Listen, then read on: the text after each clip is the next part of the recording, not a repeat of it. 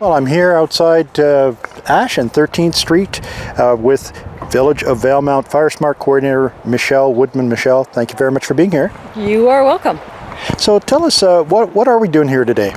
So today really is a community event. I'm just started with the village as the FireSmart Coordinator, and we are just implementing our program. I'm showcasing the collaborative work that we've done, the village and BC Wildfire, on the mitigation project that we've done in this area here. I'm talking FireSmart with the local communities, just introducing the concept, what they can do around their homes.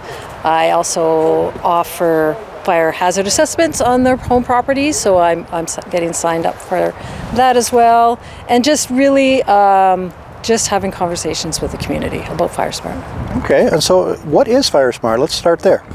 So FireSmart really is just, it starts at the grassroots, talking about what we can do as a private landowner and also as a community to reduce the wildfire risk coming into your community. So it's just, for me, it's a collective work, whether it's your individual businesses or the community in a large, to do the different things that we can do to reduce wildfire in the area. Well, as you said, alluded to a little bit ago, it is a team effort. And so let me ask you what the different teammates are doing in this. What's the Village of Valemount doing?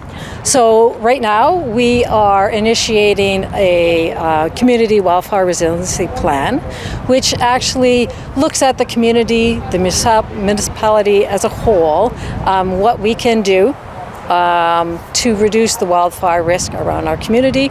It's a larger plan. It follows the 7 FireSmart principles, whether it's education, whether it's private landowners, whether it's community members, all the things we can do collectively to reduce the wildfire within our community.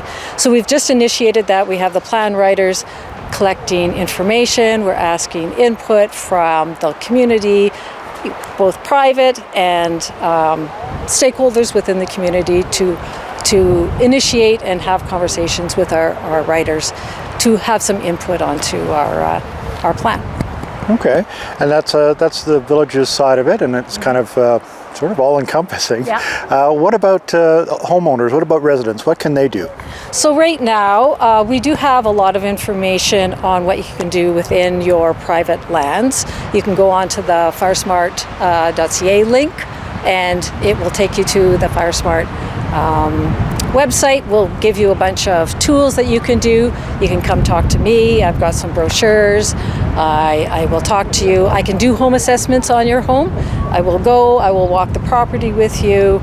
We'll write a report, take some pictures, and then give you that report, and then work with you to get the different things around your homes done. Whether it's just cleaning up debris around your house, whether it's removing some trees or thinning or pruning some trees, whether it's just removing some hazardous material away from your home to 20-30 meters away from your home, so you're not impacting your home if there is a wildfire.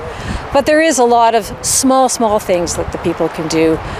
It doesn't necessarily have to cost a lot of money, but certainly those FireSmart tips that you'll find on the website or in the brochures, or come talk to me, and we'll start you off. Okay, great. And is there a cost to the homeowners for that report? It's free of charge.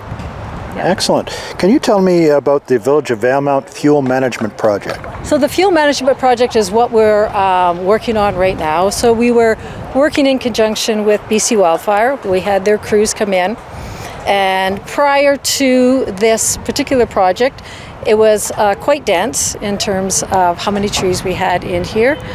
They went through, they thinned out the density, removed some of the dead and dying trees, removed the trees that were very dense. We pruned the trees up to 2 to 3 meters, and we removed a lot of the debris that was on the ground. We took it all to the roadside, and then we had a local business that has a chipping operation come through and chip and remove the debris. Okay, and so what's the ultimate goal for that? What are you trying to accomplish? So what happens is when we do have a wildfire, it actually, if a wildfire is burning on the outskirts of town and it comes into the forest, it actually will drop the flames onto the ground. And so it stops it from being treetop burning, comes to the ground, and it really allows access to BC Wildfire to come in and lay up their crews and their hoses and those types of things to be able to work on the fires. And it's really trying to protect the community or the adjacent homes from being under wildfire.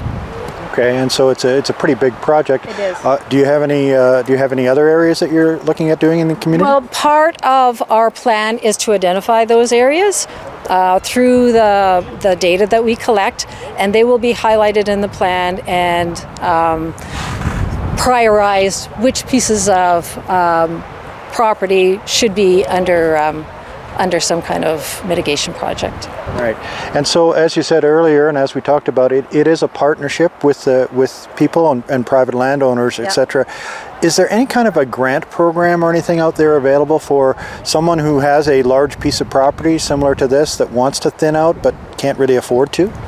At this particular time, we don't have grant programs for the larger pieces of property for mitigation.